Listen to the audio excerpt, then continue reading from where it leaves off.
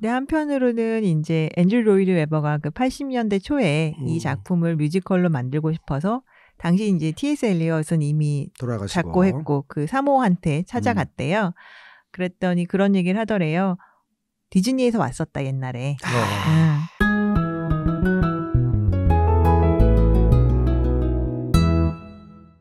예, 캐츠. IMDb 평점 2.8. 아, 그래요? 예. 야, 저 먹버스터 뭐지? 샤크네이도 같은 경우도 3점 되는 것 같은데. 지금 국내에서도 논란이 많고 전 세계적으로 지금 아주 캐치를 둘러싼 비난의 열풍이 아주 드셉니다. 저주구만, 저주 거의. 비난이 아니라 저주인데 그거는. 예, 로튼 토마토도 뭐 상황 크게 다르지 않아요. 예. 2019년 최대의 괴작이 돼버렸죠. 예. 캐치 보니까요. 토마토미터는 21%고요. 오디언스 스코어는 53%도 그래도 관객들이 오히려 평점이 좀 이 정도면 평작 수준으로 줬는데 비평가들이 아주 저주를 퍼붓구만. 예. 비평가들의 평을 보면은 뭐 누가 더 창의적으로 저주를 건네가지고 까나가지고 경쟁이 붙을 정도로. 예. 그래서 오늘 캐츠 오늘은 저희가요 뭐 영화에 대한 감상을 이야기하는 것도 있지만 일단 그거보다는 저희가 오늘 여기 부제를 붙이자면 영화 캐치에 관련된 오해와 진실 정도가 될 것 같습니다. 이거는 분명히 비판받을 부분도 있는 작품인데요. 일방적으로 뭐 변호하거나 옹호하고 싶은 생각은 없고 다만 관객분들이 이 영화에 대해서 불만을 가지거나 또는 불편하거나 그런 부분이 있으면 왜 그럴까? 그리고 원작과의 비교에 있어서 뭐가 다르기 때문에 어떤 관점으로 보면 좋을까라는 가이드 방송 뭐 이렇게 보아도 될 것 같아요. 가이드가 이미 너무 늦은 것 같은데. 그래도 볼 사람은 볼 테니까. 뭐 저희 팟캐스트야 요즘 무슨 말을 하든 비난의 중심에 서서. 그럼. 예. 네, 이러세요. 좋아요 10,000개 돌파했는데. 예, 캐츠. 일단은 뭐 우디님이야 뮤지컬 워낙 광팬이시고 스탠리 형도 또 관심이 지대하시기 때문에 스테이지 뮤지컬로 두 분 다 이 작품은 접하셨죠? 네. 저보다 스탠 형님이 더 많이 보신 것 같아요. 그래요? 형님이 의외로 캐치를 좋아하시는구나. 처음에는 공짜표가 들어와서. 예. 그러니까 한국에서 정식으로 그러니까 라이센스 공연 말고 그 외국 공연팀이 와서 한 건 2000년대 초반이었을 거예요. 그러니까는 2004년인가 5년인가 근데 제가 알기로 아시아 퍼시픽 팀 투어 팀인 걸로 알고 있어요. 그러니까는 그 런던에 이제 웨스트엔드 팀이 있고 브로드웨이 팀이 있고 그다음에 이제 아시아 퍼시픽 팀 호주 사람이 주축이 됐던가 그러는데 그 공연에 투자했던 모창투사 이분께서 처음에는 표현담은 보러 가야 않으실랍니까? 그래서 가족들과 함께 갔었죠. 그 다음에는 빠져가지고 2번을 더 봤어요. 저희 아이도 한번 보러 가자 그래가지고 보고 개인적으로 한번 더 보고 나중에 한국 팀이 했던 것 한번 봤던 것 같습니다. 근데 굉장히 실망할까 걱정했는데 그래도 뭐 나쁘지 않다. 그래서 도합 4번의 공연을 봤기 때문에 뭐 옛날이긴 합니다만 10년도 훨씬 전이긴 합니다만 굉장히 좋았던 기억이 있어서 제가 여기서도 말씀드리고 박명수 라디오쇼에서도 말씀드렸는데 사실 연말에 가장 기대작이 캐치였어요. 그러면서 불안하기도 했죠. 예고편에서 보여줬던 그 기괴함이. 근데 어쨌든 그것 때문에 여기까지 이제 나와서 말씀을 드리게 됐다라는 거죠. 저는 아마 그 우리나라의 라이센스 개념이 도입되기 전인 90년대 초에 한국에서 그게 아마 야매로 했을 때 공연했을 거예요. 윤복희 선생이 그리자벨라 역할을 하셨던 그 공연을 봤고 충격적이었죠. 사실은 그때도 특히 뭐 아시겠지만 막 통로로 우리 고향에 분장을 한 배우들이 돌아다니고 그러잖아요. 예. 근데 워낙 음악이 좋으니까 매료가 됐고 이제 이후에는 공연을 다시 본 적은 없는데 음악은 이제 워낙 여러 가지 경로로 접했죠. 저는 스테이지 뮤지컬은 못 봤고요. 왜 아실 텐데 DVD 초창기에 어느 집에 나가도 캐치 DVD 한 장씩 꽂혀 있잖아요. 저희 집에도 있어요. 예, 저는 그걸로만 봤고 그것도 재밌어요. 예, 최근에 제가 유튜브를 좀 많이 찾아봤어요. 캐치 스테이지 뮤지컬들이 좀 어떤가 보려고. 근데 좀 놀랐던 건 역시 무슨 고등학교에서 캐치 뮤지컬한 영상들 이런 것들이 굉장히 많더라고요. 예전에 많았던 건 라이센스 때문에 많이 내려간 것 같고 그래서 이게 캐츠가 실제 아마추어들도 많이 실현을 하는 그런 공연이구나라는 걸 좀 느꼈어요. 유튜브 찾아보니까. 아마추어들에게 쉽진 않은데. 굉장히 어렵죠. 특히 춤 같은 경우에. 그러니까. 근데 이제 캐치가 논란이 된 건 1차적으로는 예고편이 공개됐을 때. 예. 그거부터 얘기를 좀 해보면 이게 결국 언캐니밸리의 문제일까요? 사실 제가 이제 뭐 헐리우드 리포트 준비 때문도 그렇고 또 제가 관심 있는 영화들은 트레일러가 뜨면은 이제 큰 화면으로 꼭 챙겨 보는데 그 최초의 예고편 내지는 티저가 떴을 때 보고 저는 사실 아무렇지도 않았거든요. 네. 드디어 나오는구나 기다렸는데 제가 헐리우드 리포트에서 이제 만든다고 봄부터 이야기를 하고 그랬던 작품이라서 저는 그런 느낌이 없어요. 근데 이제 이후에 뭐 난리가 났잖아요. 인터넷이 전 세계적으로 발칵 뒤집히면서 이상하다. 그래서 이건 약간 저는 오버가 아닌가 싶었는데 거기서부터 이제 부정적인 여론이 조성이 되더라고요. 야, 겁나서 예고편도 못 풀겠네. 저는 역시 기대하던 작품이고 그 예고편에서 배우들 얼굴에 클로즈업 땄을 때는 그렇게 이상하진 않았어요. 2개 샷이 이상했는데 문 앞에서 고양이들이 우르르 이렇게 손들 때하고 예고편에 그 트라팔가 동작이 나은지 모르겠는데 이제 무슨 얘기냐면은 비례의 원칙이 깨지는 화면이 있었어요. 거기서 이거 약간 이상한데? 예. 그러고 이상해서 보니까 얼굴 클로즈업도 어쩌면 그래서 좀 불안하긴 했었어요. 근데 그렇다고 뭐 경악하거나 뭐 깜짝 놀라거나 그러진 않았었죠. 저는 왜 이상하지 이게 싶었어요. 뭐 전 세계 진짜 기괴하다는 영화 다 봤는데 뭐 이 정도가 뭐 어때서 싶었는데 그리고 무대극을 영상으로 보셔도 그렇지만 굉장히 심하게 분장을 하기 때문에 사실 심하게. 그 얼굴에 비하면 오히려 배우의 얼굴이 보이는 그럼요. 이 분장이 사실은 상태가 별로 이상하진 않았거든요. 예, 그래서 저는 조금 이해하기는 쉽진 않았는데 아마 그 이야기는 나중에 한 번 더 해야 될 것 같아요. 그리고 이제 영화가 공개됐는데 예고편에서의 그 사람들 두려움이 현실화된 것 같아요. 실제 아까 평점 말씀드린 것처럼 국내도 뭐 상황은 다르지 않습니다. 특정 그 CGV 사이트인가는 계란이 터졌답니다. 골든에그 거기 CGV에. 예. 네. 이제 첫 번째 비난의 요소들 중에 하나는 역시나 또 기괴하다. 뭐 바퀴벌레 신이라든가 여러 가지 기괴하다라는 표현들을 많이 쓰시는데 공포 영화들 많이 안 보셨나? 이 정도가 기괴한가? 제가 볼 수 이 심약한 제가 다 봤는데 도대체 뭐가 기괴하다는 건지. 바퀴벌레가 기괴하다고 하신 분은 인간 진해를 한번 권하고 싶군요. 아니 저는 이제 그런 생각은 들었어요. 이제 그러니까 뭐 저희야 워낙 진짜 이상한 영화들 많이 접하다 보니까 적응이 됐는데 제가 이제 영화를 보다가 요 정도 신에서는 기괴하다고 느낄 수 있겠구나라고 생각한 게 레벨 윌슨이 좀 이렇게 퉁퉁한 고양이로 나오는데 사실 여기서는 이제 암컷 수컷의 개념이다 보니까 인간하고는 좀 다르잖아요. 그래서 첫 등장 장면에서 보면 막 뭐 다리를 이렇게 벌린다든가 어떻게 보면 여배우가 보여줄 수 있는 것들 그래서 아마 레벨 윌슨을 더 썼을 거예요. 그녀는 워낙 그런 연기를 잘하니까 세고 이런 연기. 우리가 지금 저기서 화면에는 고양이라고 나오지만 우리는 결국은 배우를 떠올릴 수밖에 없잖아요. 근데 여배우가 저런 연기, 사타구니를 완전히 벌리고 뭐 긁는다든가 이런 식의 연기에서 느껴지는 부조화 같은 게 있지 않나. 그것도 있어요. 저는 그게 여기서는 좀 노멀한 영화만 보시던 분들은 충격을 받을 수 있겠구나 그 생각은 했어요. 그게 이제 제 식대로 표현하자면은 예술 작품이 관객들하고 맺는 하나의 가상의 계약이라는 게 있는데 그걸 깨버린 거죠. 가령 캐치 뮤지컬 같은 경우는 그 뮤지컬을 보러 갔을 때 관객들이 이 사람들이 배우고 인간이라는 걸 다 알아요. 근데 고양이 타이즈를 입고 고양이 분장을 하고 고양이 흉내를 내는 동안에는 이 사람을 고양이로 믿어주자라는 일종의 가상의 약속이 성립한단 말이죠. 그게 예술 작품이니까 이제 가능한 거거든요. 근데 그게 이제 라이브 액션을 화면으로 보여줬을 때 오히려 생계감이 증가된 거죠. 그리고 여러 가지 화면 구성이 그렇게 예술 작품에서만 통용된 가상의 약속을 깨는 연기들과 카메라 거기에 다가오다 보니까 그게 그야말로 불편하게 다가온 거예요. 그게 하나의 원인입니다. 언캐니 밸류와 함께. 우디님은 그 지점은 좀 어떠셨어요?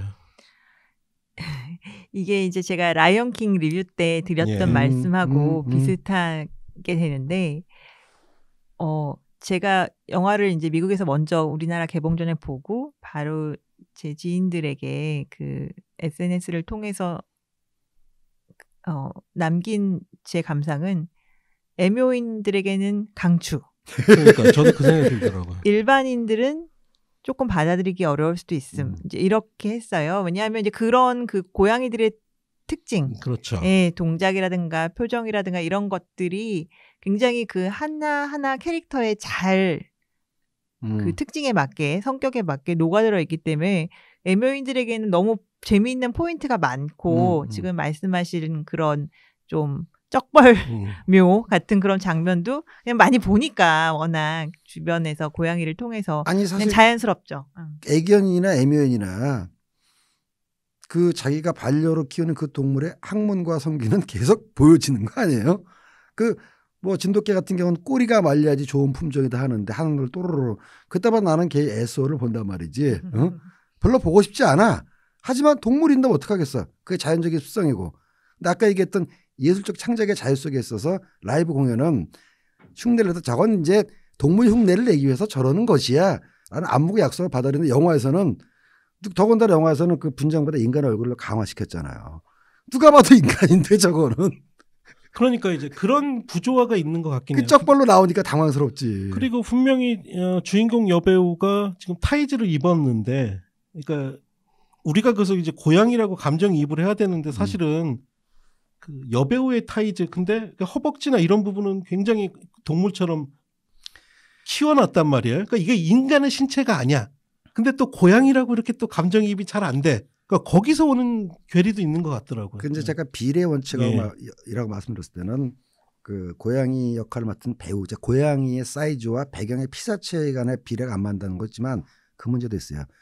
그 고양이 역할을 한 인간 배우의 비례도 안 맞는데, 이거는 어떤 제가 성적인 의미하고 상관 아예 없이 제가 말씀드리는 건데, 캐치 뮤지컬 보시면 알겠지만 인간 배우가 타이즈를 입고 연구해도 인간의 굴곡이 남아 있어요. 그러니까요. 예. 여배우 같은 경우는 업 앤 다운이 표현되어 있다고. 근데 영화를 딱 보니까 분명히 사람 얼굴인데 몸통은 평면적으로 해놨더만. 그러니까 특히 여성 배우의 업 앤 다운이 거의 안 느껴지게끔 이렇게 뭐랄까 통짜몸이라 그럴까? 특히 박원님 말씀하신 허벅지도 굵으니까 이게 아니 인간으로 표현을 할 건지 그러니까요. 동물을 표현할 건지 그 경계선이 애매해졌던. 레벨리스는 그냥 자기 몸매인 것 같던데. 워낙 그렇지만 그 말씀하신 그렇게 디지털로 지운 거는 이제 고양이가 강아지들하고 제일 다른 게 성기가 전혀 외부로 노출이 안 돼요. 그렇죠. 크기도 훨씬 작고. 그래서 이제 남자 배우들의 성기를 완전히 어떻게 보면 깎았죠. 그리고 여성들도 가슴을 많이 줄이고 그렇게 한 거가 이제 뭐 어색하게 또는 부자연스럽게 보일 수는 있겠어요. 그러니까 크리스가 이 영화 볼 생각도 안 하고. 거듭 얘기하지만 그 어색한 부분이 거듭 얘기하지만 관객들한테 스테이지 뮤지컬을 봤을 때는 저거는 고양이 역할을 하는 인간이야. 고양이 흉내를 내고 있지만 인간이지만 우린 고양이라고 받아들여 주자라고 스테이지 뮤지컬을 보는데 이거는 아니 얼굴이 인간인데 몸통은 고양이 이거 인간으로 봐야 돼 사람을 봐야 돼. 진짜 크리스면 분노를 아마 스크린 찢어버릴지 몰라요. 극장에서 봤다면. 그 정작 뭐 저는 사람들이 많이 얘기했던 뭐 바퀴벌레신 이런 거는 좀 전 이해가 안 되더라고요. 야 이거는 무슨 뽀뽀뽀를 봐도 이 정도 특수 효과는 나오겠다 싶을 정도로 그 기괴함은 저는 올바르지는 않은 지적 같아요. 스테이지 뮤지컬에서는 그 곽혈을 훈육하는 캐릭터이 뭐죠? 아줌마 고양이 뜨개질 가리키고 그걸 뮤지컬에서는 출연했던 고양이들이 잠깐 쥐탈을 쓰고 앞에서 바퀴벌레 흉내를 내. 영화에서는 아주 늘씬한 팔등신의 무의들이 바퀴벌레 갑옷을 입고 더듬이를 달고 그것까지도 좋아요. 그걸 또 축소를 시킨단 말이야. 고양이 대 바퀴벌레 비율로. 그러니까 거기서 그다음에 또 결정적인 그걸 또 근데 고양이가 바퀴벌레 먹는 거 있습니까?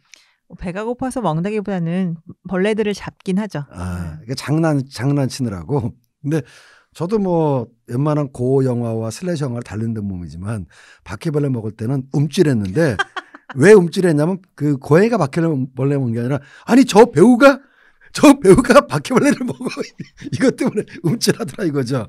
그런 게 조절이 안 된 측면이 있어요.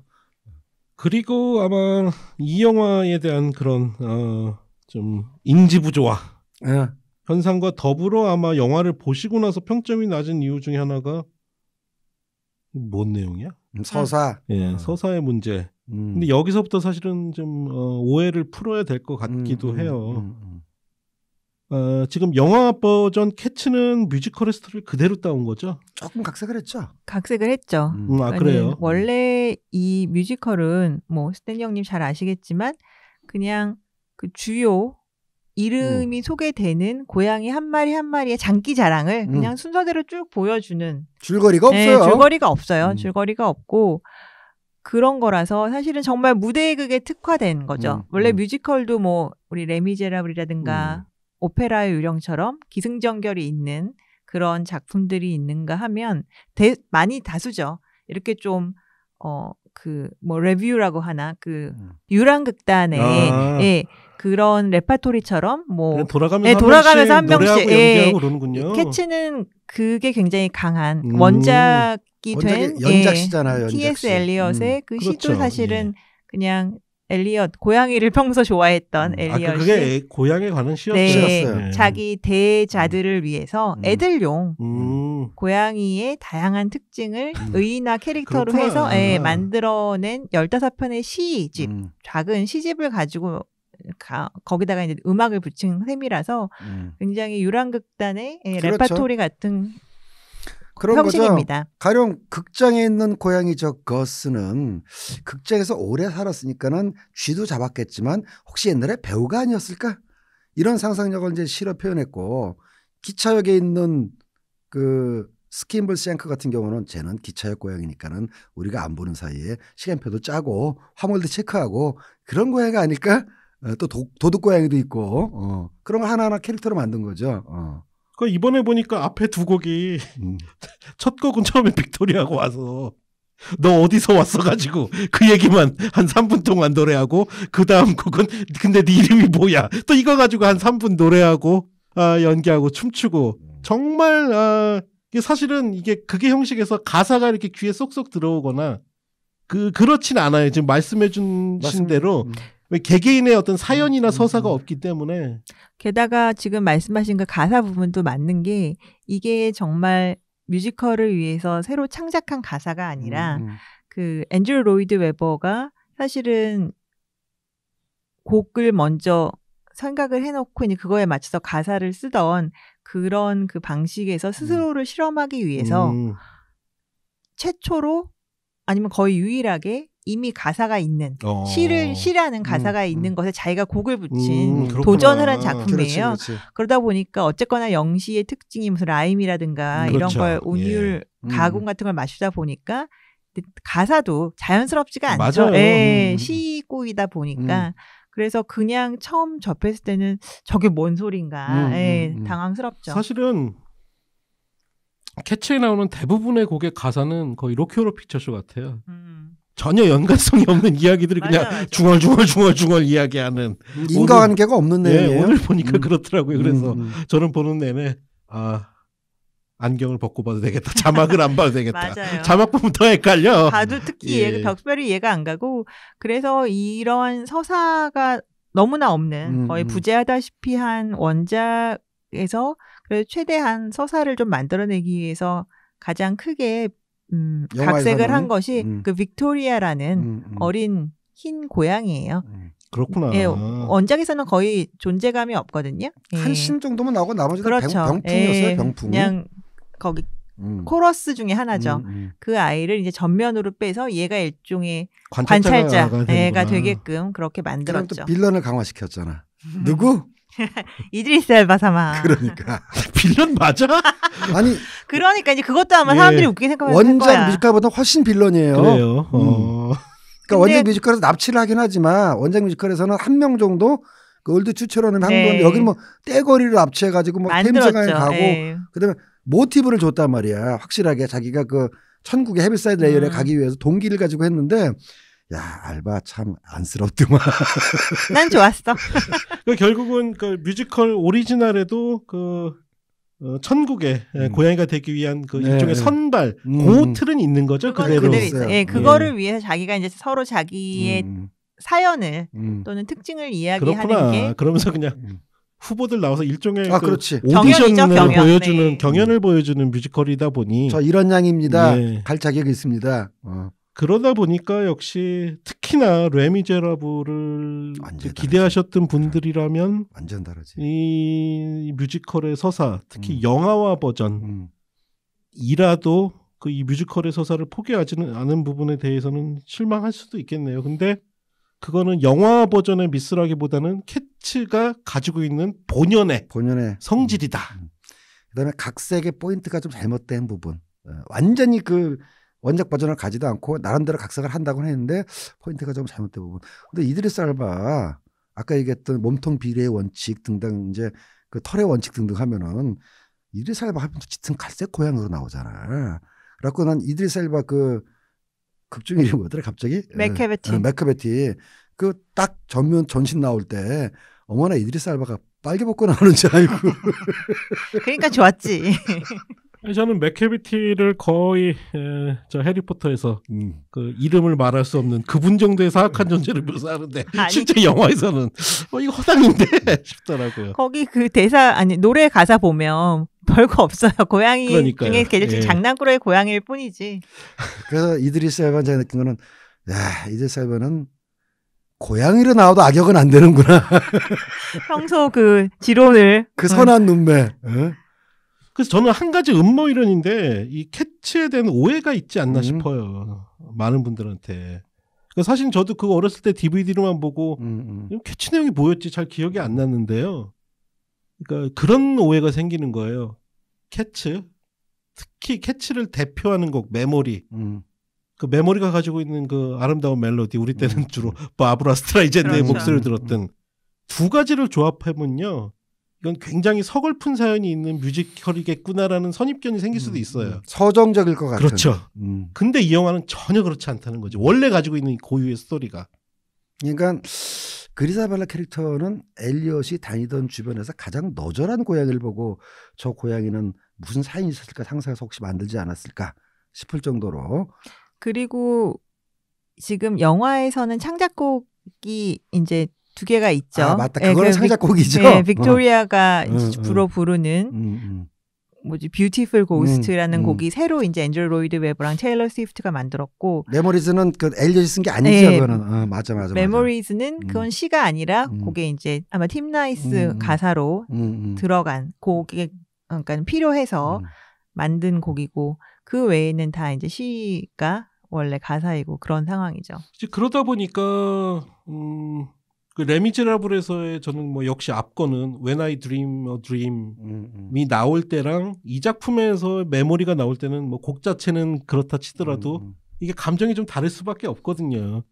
레미제라블은 사실은 지극히 극영화처럼 감정을 막 끌어올리잖아요. 원래도 뭐 소설이 서사가 있고. 근데 이 작품은 그게 아니라 사실은 그 노래 부르는 캐릭터 그리자벨라 얘 사실은 감정이입하기도 쉽지도 않아. 맞아요. 개인의 서사가 딱 뭐 이렇게 구절도 많이 설명되는 것도 아니고. 그게 이제 그 레미제라블에서 I Dreamed a Dream이 감정을 가지는 거는 그 캐릭터가 서사 속에서 차지하는 부분이 있고 그다음에 그 캐릭터가 주변 사람들로부터 맺는 관계가 있는 겁니다. 그녀에게 고통을 가했던 나쁜 놈들 그리고 그녀한테 구원을 하려고 했던 어떤 인간들 그다음에 그녀가 아이하고 맺는 그런 이 상관관계라는 게 플러스 속에 있어요. 근데 그리자벨라는 그냥 뚝 나와가지고 그 옆에 고양이들 그러잖아. 옛날에 잘 나갔다가 지금 누추해진 그리자벨라가 왔네. 그리고 그리자벨라가 신세한테 하는 동안에 좀 심하게 얘기하면은 옛날에 우리나라 그 기지촌이라든가 어떤 그런 상대 여성들을 좀 이렇게 안 좋게 보는 시선이 있었듯이 그런 식으로 딱 추구하고 그걸로 또 끝나요. 그리고 안 나오다가 뒤에 가서 또 한 번 더 나와주거든. 그러니까는 그 다른 캐릭터라든가 에피소드 사건에 상관관계가 없이 그리자벨라는 들어왔다 나가기 때문에 그런 아이 주림저 주림 같은 그런 연관성을 찾을 수가 없죠. 그리고 그 캐츠가 이제 앤드류 로이드 웨버 작품 중에서도 굉장히 특별한 게 뭐 아시겠지만 대표작 중에 하나인 지저스 크라이스트 슈퍼스타는 락이잖아요. 락 뮤지컬이죠. 팬텀 오브 디 오페라는 또 클래식 오페라죠, 진짜 제목도. 이런 식으로 굉장히 그 어떤 소재라든가 내용에 맞게 한 가지 음악 장르를 아주 능수능란하게 보여줬던 앤드류 로이드 웨버가 캐츠에 오면은 그 고양이 캐릭터 하나하나에 맞게 다양한 장르를 다 써요. 거기 다 달라. 네.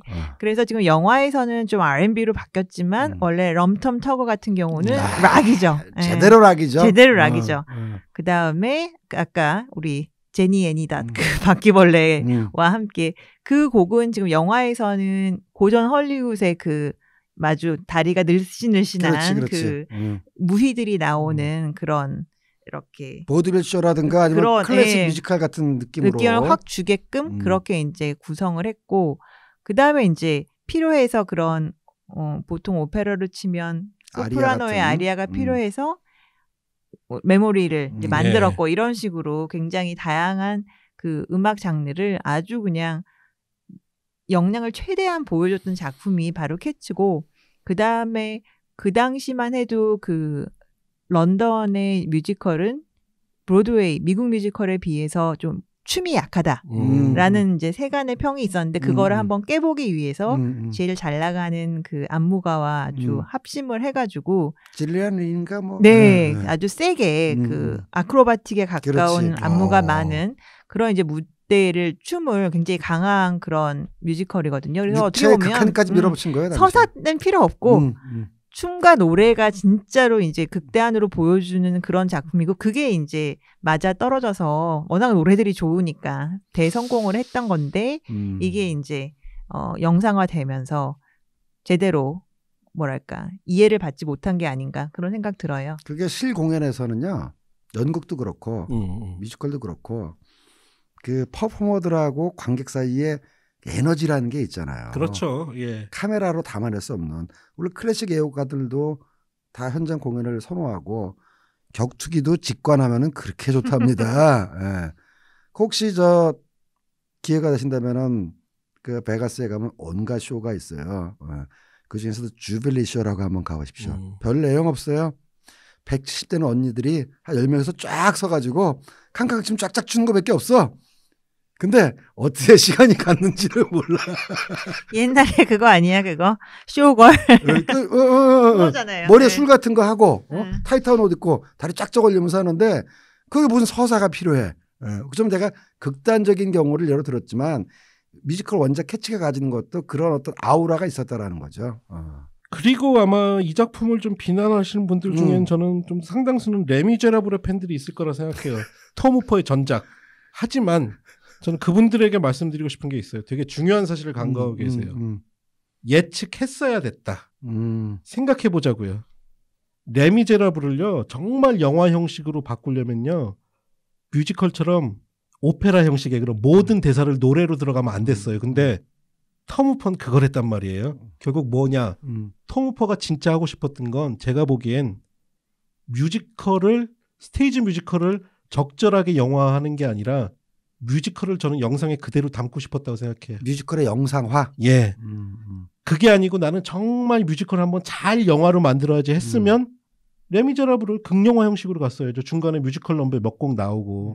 근데 그게 아니라 뮤지컬 영화들도 피하는 쉘브르의 우선 방식의 모든 대사를 오페라처럼 노래로 하는 이 방식을 택했단 말이에요. 그러면 캐츠가 어떤 적절한 영화화의 각색 없이 스테이지 뮤지컬을 거의 그대로 옮겨왔을 것이다. 이것은 저는 예측 가능한 지점이 아니었나 싶기도 해요. 관객들한테 예측 왜 가능 못하고 왔어? 라고 이제 야단칠 수는 없는데 분명히 그런 부분도 있어요. 근데 송스루 뮤지컬이라고 그러죠. 예. 그러니까 오페라도 중간중간 대사를 하긴 합니다. 그 모차르트의 마술피리 같은 것도 보면은 짤막하게나마 뭐 다른 오페라도 마찬가지잖아요. 근데 오페라는 거의 스토리텔링은 노래로 하고 그렇죠. 예. 뮤지컬은 대사를 하다가 감정이 북돋았을 때 차올랐을 때 그 감정을 노래로 연결시키는 즉 간단하게 하면 대사 반 노래 반인데 최근에는 송스루 뮤지컬이 굉장히 많이 나와요. 그래서 요번에 캐츠 같은 경우도 송스루 뮤지컬이고 그리고 이제 뮤지컬도 결국 상업주의가 들어오면서 뭐니 그 아바 노래 요거 이제 하다 보니까 그 죽박스 뮤지컬이라고 합니다만 지금 그 박원진 말씀하신 거는 송스루 뮤지컬로 만들다 보니까 그런 것도 있어요. 감독의 의도도 있었지만 근데 어쨌든 가장 큰 이유는 송스루다 뭐 그냥 일반 뮤지컬 떠나서 서사가 없다. 원작 자체가 얼마나 강합니까? 레미제라블만 해도. 그러니까 톰 후퍼가 적절한 영화와 영화로의 각색화 자체에 제가 보기에는 큰 방점을 두지는 않은 것 같아요. 욕심이 없었어. 예. 그리고 이거 제작자만 했는데요. 이 아저씨 그 레미제라블 되니까 요번에 남의 돈 가지고 장난 한번 쳐본 것 같아. 그래서 저는 결론적으로 말씀드리자면요. 캐츠를 어떻게 봤냐고 물어보신다면 별 기대도 없었기 때문에 크게 나쁘지도 않았다 라고 저는 말씀드릴 수 있을 것 같아요. 두 분은 어떠셨어요? 먼저 이거는 그 뮤지컬을 얼마나 뭐 알고 좋아했느냐에 따라서 많이 갈릴 수밖에 없을 것 같아요. 파고님 보시면서 음악에 대해서는 메모리밖에 모르셨죠, 전에는. 네, 저도 그러니까 메모리밖에 몰랐는데 이제 듣다 보니까 이 곡이 여기서 나왔구나. 그러니까 예전에 보면은 사실은 뮤지컬 형식을 차용한 쇼 프로그램들이 많았어요. 뭐 예를 들어 젊음의 행진 보면 오프닝에 항상 뮤지컬 곡들 많이 쓰고 그렇죠. 그랬었죠. 뭐 토토즐 이런 거 보면 그 이후에 굉장히 많이 들었던 노래들이 삽입이 돼 있구나. 그래서 노래가 저는 의외로 메모리밖에 모를 줄 알았는데 반갑더라고요. 그렇죠. 예. 익숙한 멜로디들이 많죠. 예. 저는 사실은 이번 그 캐치가 졸지의 2019년 또는 거의 한 10년 단위 최대의 2010년대 최대의 괴작이 된 거에가 좀 안타깝고 예, 억울하고요. 디지털 분장을 도입을 해서 한 것인데 이게 그렇게 흉했나? 그냥 뭐 이제 신체의 그런 인간과 고양이가 차이가 나는 부분을 뭐 깎아낸 것이 어색하고 좀 이상하게 보일 수는 있지만 전반적으로 저는 그 얼굴에만 회칠하고 나왔던 무대 분장에 비해서 배우들 표정도 많이 볼 수 있고 이렇게 배우들을 알아볼 수도 있고 그래서 나쁘지 않았다라고 저는 생각이 들고요. 그래서 이게 만약에 서사가 이렇게까지 없는 작품을 그래서 어떻게 보면 영상화하기 어려운 작품을 그런 전작의 뭐 성공이라든가 요즘의 세태 유행에 맞게 제작을 하려 했던 그 기획 의도가 아니했다라는 거를 비난할 수는 있어도 그렇죠. 네, 이왕 만들기로 한 작품을 가지고 만들어낸 완성품에 대해서는 이렇게까지 비난받을 일은 아니지 않나 생각이 들어요. 마치 제가 여기서 박원님한테 UBD 지수가 무슨 뜻인지 배우고 나서 느꼈던 이 작은 충격만큼 이게 이제 우리나라나 최근의 문제만이 아니라 전 세계적인 현상으로 확산되고 있다는 점에서 비판을 넘어서 비난, 저주, 조롱 이런 것이 전 세계에 아주 넘쳐나고 소위 전문적으로 영화를 평론한다는 사람도 뭐 트위터에 우리 저 스티븐 킹이 뭐 간단하게 뭐 크리피하다 정도는 트위터가 가지고는 매체의 속성상 단문으로 표현해야 되니까 뭐 그럴 수밖에 없다는 걸 알겠는데 오늘 제가 방송 준비하기 위해서 몇 개의 리뷰를 봤더니 누가 더 창의적인 저주를 내리냐 가지고 그것도 소위 말하는 이제 레가시 미디어에서 뭐 시카고 트리뷴이라든가 뉴욕 타임스 같은 거에 기명 칼럼에서도 그러는데 그거 너무 저주하고 조롱하지 맙시다. 불평을 할 수 있어요. 그리고 그 저주하고 조롱하는 그 평론가들 대부분이 다 공짜로 영화 본 사람들이잖아. 그래서 한편으로는 그 예고편에 대한 굉장히 부정적인 반응에 그런 평론가들도 지레 겁을 먹고 미리 좀 자기들이 앞장선 게 아닌가라는 생각까지 들어요. 예. 미리 이제 괜히 후폭풍 맞을까봐. 이거 편들었다가 또 굉장히 대중과 관객과 유리된 그런 결과가 나갈까봐 그런 게 아닌가. 이번 같은 경우는 좀 굉장히 심했거든요. 그냥 일반 그 평이 아니라 굉장히 말씀하신 것처럼 매체에서 너무나 심한 표현으로 깎아내리는 걸 보면서 인터넷 댓글 수준으로 올라온 평도 몇 개 봤어요. 소위 말하는 매체 평론가들이. 근데 저 같은 경우는 이제 아까 말씀드렸다시피 기대하는 작품이었다 그랬잖아요. 근데 개봉 전에 그렇게 외국에서 난리가 나가지고 아니 어느 정도이길래 그래? 그리고 이제 가서 봤고 쭉 말씀드렸던 대로 사람들이 이래서 불편해하고 또 싫어하는구나 또 알겠는데 개인적으로는 저는 나쁘지 않게 봤어요. 개인적인 입장입니다. 그래서 제가 우리 게시판에 썼잖아요. 걸작이라기보단 괴작이기 때문에 여러분들이 불편한 것도 이해는 간다. 하지만 저는 좋아한다. 이 정도입니다. 그러니까 저도 이제 몇몇 매체 특히 뭐 영화 유튜브로 하시면서 이제는 셀럽이 되신 분의 평 중에 하나를 들으면서 야 이게 누군가가 미우면 그 사람 왜 숨 쉬는 것도 싫다고 그러잖아요.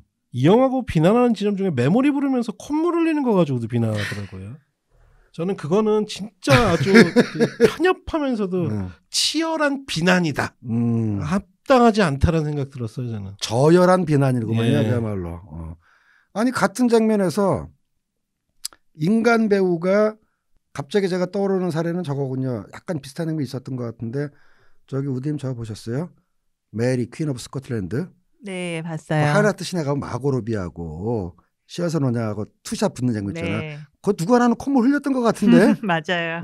그러니까 이복 동생은 아니고 어쨌든 둘 다 한쪽은 스코틀랜드 여왕. 사촌이죠. 사촌이지. 근데 잉글랜드의 왕이 계승권을 두고 신경전을 벌이던 두 여인네가 드디어 만나가지고 면대면으로 할 때, 야 그때 장면의 에너지는. 근데 그때도 눈물 콧물 흘리고 사람 얼굴이 추해진다고. 그렇게 따지면 아름답더만 나는. 마고 로비도 아름답고 시어서로는 더 아름답고. 근데 제니퍼 허드슨이 그렇게 열성을 다 연기를 했는데 왜 그거 가지고 시비를 거냐. 제니퍼 허드슨이 연기를 못했다. 이거는 시비 걸 수 있지. 콧물 가지고 왜 시비 거냐고. 그러니까요. 지금 이거는 아까 얘기한 기존 매체들, 레거시 방송들, 매체들도 그렇고 저희도 팟캐스트라고 있지만 가장 주의해야 될 건 일종의 대세의 흐름이 그렇고 거기에 편승할수록 지지를 많이 받는다 하더라도 온당한 비판을 해야지 그것이 아닌 그들의 호응을 더 유도하기 위한 어떤 창조적인 비판은 저는 올바르지 않은 것 같아요. 그건 다른 말로 얘기하면 인민재판이죠. 예. 예술작품의 인민재판이고 뭐 이 작품이 결함이 많고 문제점이 많은 작품이라는 걸 저도 인정을 해요. 네, 인정해요. 예. 근데 이제 그 작품은 그러니까 저는 늘 얘기 저희 불림법 잘 만든 영화, 못 만든 영화가 있을 뿐. 좋은 영화, 나쁜 영화는 각자 여러분들의 주관의 몫이니까 그거는 제가 관여할 여지가 없는데 이 영화가 왜 이렇게 불쾌하냐. 못 만든 부분이 있다. 그리고 계산 초과한 부분이 있다. 가장 큰 거는 말이죠. 애초에 톰 호가 개입을 안 했을 때는 애니메이션으로 가려고 그랬대. 생각해보면은 그냥 우리가 저를 보세요. 탐 앤 제리 같은 경우도 보면은 물론 그림이지만 탐 앤 제리 엎드려 다닐 때보다 서서 다닐 때가 더 많습니다. 사람처럼. 지금 이제 여기서 문제는 인간 얼굴을 한 배우들이 고양이 분장을 하고 걸어 다닐 때도 있지만 서서 그러니까 기어 다닐 때도 있지만 인간처럼 걸어 다닐 때도 있는데 그때마다 이렇게 선투전투 한 거잖아. 이 실사 영화에서 라이브 무대와 달리 아예 애니메이션을 했었다면 그거 좀 덜 했을 텐데 탐호파가 들어와가지고 아니야 이거 실사로 가야 돼. 이래가지고 중간에 기회가 바꿨다라는 거지. 그래서 아까 제가 나베던가도 장난쳤다라는 게 이게 이 형님이 되니까 좀 오버한 게 아닌가. 근데 한편으로는 이제 앤드류 로이드 웨버가 그 80년대 초에 이 작품을 뮤지컬로 만들고 싶어서 당시 이제 T.S. 엘리엇은 이미 돌아가시고 작고했고 그 사모한테 찾아갔대요. 그랬더니 그런 얘기를 하더래요. 디즈니에서 왔었다 옛날에. 근데 그때 엘리엇이 거절을 했다는 거예요. 고양이들을 너무 이쁘게 묘사할까봐. 자기는 그러니까는 고인은 그런 거보단 조금 기괴하게 하는 걸 사실은 더 원했다. 그러면서 이제 그 웨버가 자기가 그 유지를 잘 받들어서 뮤지컬로 만들겠다 하고 허락을 받았다 하더라고요. 네, 그래서 그런 면으로 보면 뮤지컬도 사실 보신 분들은 아시겠지만 막 복도로 막 뛰어다니는 때 다들 깜짝깜짝 놀라거든요. 털을 이렇게 붙인 배우들이 오고 뒤에서 하니까. 막 나타나고 그래요. 깜짝 놀라고 저도 되게 소설하셨던 기억이 나는데 그거를 그대로 살렸고 뭐 굳이 따지자면 아마 하늘에서 엘리엇 시인이 보고 있다면 제대로 나왔다고 좋아하실지도 모르겠어요. 그게 이제 바로 제가 분명히 저희 방송 이후에도 아마 또 저희 게시판에 저희를 비난하는 분들이 계실 텐데 그럼에도 불구하고 나는 기꺼이 필요하다면 이 영화를 지지할 수도 있다라고 생각한 게 엔딩곡 때문이었어요. 엔딩곡에 뭐 우리들은 이렇지만 가끔은 케이크도 주시고 뭐도 주시고 고양이들 많이 사랑해 주세요. T.S. 엘리엇이 시를 썼을 때도 그렇고 앤드류 로이드 웨버가 이 뮤지컬을 썼을 때도 그때는 분명히 반려견의 왕은 개였어요. 그렇죠. 고양이가 그렇게 친숙하게 사랑받던 고양이의 시간이 아니었거든요. 반려동물은 당시에 개. 예. 댕댕이. 바로 마지막 곡에서 이래서 고양이를 찬양하는 시를 썼고 고양이를 찬양하는 뮤지컬을 만들었구나. 우리 이렇게 괴팍하고 당신들이 이해 못할 존재입니다. 하지만 한번 당신들이 먼저 접근해 보세요. 기꺼이 그들은 당신을 반겨줄 것입니다. 요즘은 우리나라에서도 반려견과 반려묘 요즘은 반려묘가 그렇다면서요? 여전히 인구는 견이 훨씬 크고요. 예. 과거에 비하면 묘가 빠르게 늘고 대세죠, 있죠. 대세. 예, 많이 늘고 있죠. 그래서 저는 주제가 그건지 몰랐는데 하도 오래전에 봐서 마지막 곡 들으니까 그래. 이거는 사실 기괴해야지 더 주제가 마음속에 들어오는 작품이야. 캐츠들이 저렇지만 우리는 이제는 그들을 좀 한 번쯤은 받아줄 때가 되지 않았나. 그리고 그렇게 고양이를 통해 의인화된 맞아요.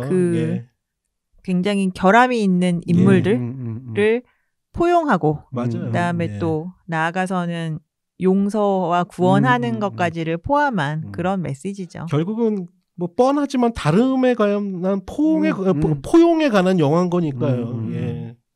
이거 이제 정말로 애니메이션 하나 됐으면 솔직히 말하면 디즈니처럼 좀 아동 뮤지컬로 변질됐을 가능성이 전 되게 높다고 생각해요. 수도 있죠. 그럼 흥행은 더 잘 됐겠죠. 예, 하여튼 저희가 뭐 욕먹을진 모르겠지만 어쨌든 캐츠 관련해서는 뭐 좋다 나쁘다의 이야기가 아니라 좀 설명과 가이드를 오해를 받는 부분이 있다. 아까 녹음 전에 스탠리 형님과 잠깐 이야기를 나눴는데 둘 다 공통적으로 불만이 하나 있었죠. 저는 이들의 설마는 크게 불만은 없어요. 그리고 그 배우에 대해서 간단하게 말씀드리자면은 이안 맥클레인 경우는 그냥 짠하다. 그리고 주디 덴치 여사, 원래는 남자 배우였잖아요. 근데 지금 그 여자 배우 그러니까는 이제 피메일 캣으로 바뀌어도 전혀 그 이상이 없을 정도로 중후함이 보였는데 제일 불만 럼텀 터거가 아주 거기서 망했어요. 그래서 사실 저는 오늘 별점을 굳이 주라고 하면 저는 별 4개인데요. 난 그 정도는 아니야. 원작에서 되게 중요한 캐릭터라고요. 럼텀 터거 굉장히 중요해요. 반개를 깠던 이유가 바로 그 럼텀 터거 배우가 너무 약해서 그게 그 곡을 원작에 있는 그 락으로 하지 않고 R&B로 바꾸다 보니 그렇게 배우를 캐스팅을 한 건지 아니면 먼저 해놓고 나서 바꾼 건지는 모르겠어요. 그런데 이 배역은 믹 제거예요. 그래요? 네. 딱이에요. 그냥 믹 제거고 엄청 요망하고 그렇죠. 수컷, 날것, 반항아, 말 안 듣는 그러니까 깡패는 아니고 골칫덩이. 아주 그냥. 근데도 섹시한. 믹 제거 생각하시면 돼요. 한참 때 믹 제거. 그 역할인데 그거를 뭐 R&B에서 사실 표현할 수 있을 텐데 그 배우도 매력이 약하고 충분히 살리지 못해서 어떻게 보면 열정을 표현하기에 R&B가 딱일 수도 있죠. 굉장히 아쉬웠다. 왜 그랬는지는 모르겠는데 의도가. R&B보다는 락이 딱이었다라는 말씀하시려고 하는 것 같은데 아까 제가 처음은 공짜표를 아까 2번, 3번은 내 돈으로 갔다고 그랬잖아요. 럼텀 터거 보러 갔다고 사실은. 그리고 그때 어렸던 저희 아들 녀석도 집에 와서 럼텀 터거 흉내를 내는 거야. 그 즉시 DVD를 사가지고 틀었거든요. 또 럼텀 터거에서 큐리어스 캣 할 때 이 자기 꼬리를 흔들면서 그 추는 춤이 육안으로 공연을 보면 그렇게 매력적이고 DVD를 봐도 매력적이고 또 설정상 그 럼텀 터거의 퇴폐적인 매력에 주변에 그 여자 고양이들이 까무러치는 장면이 있었잖아. 그게 뭐 지금의 PC함이라든가 양성평등이라든가 젠더 감성 이전의 시각으로만 얘기합시다. 그 당시의 시각으로 그 퇴폐적인 매력에 까무러치는데 이 영화에서는 까무려 쳐도 말이 안 되고 안 까무러치면은 럼텀 터거의 매력이 없어지고 그래서 제가 저건 감독이 뭘 먹었거나 받았거나 캐스팅. 그거는 좀 잘못됐다. 이거는 굉장히 중요한 무대인데 아무리 아프로 아메리칸 배우라고 하더라도 용서할 수 없죠. 더욱더. 그러니까 더욱더. 그래서 굉장히 아쉬웠어요. 그럼 결국 캐치의 럼텀 터거는 바로 아담 드라이버와 같은 존재였다. 대표적인 매력이 없는. 그래서 아마 이 방송이 나갈 때쯤에는 못 보실 거예요. 이미 주말부터 IPTV에서 예고하고 있더라고요. 그래서 이 작품은 다만 좀 팁을 드리자면 저는 정말 어떤 하나의 완성된 서사를 가진 영화를 보기보다는 그냥 정말 뮤직비디오 모음 보듯이 그냥 틀어놓고 뭐 딴 거 책도 읽으시고 화장실도 다녀오시고 밥도 드시고 그래도 내용 전개 아무런 문제가 없습니다.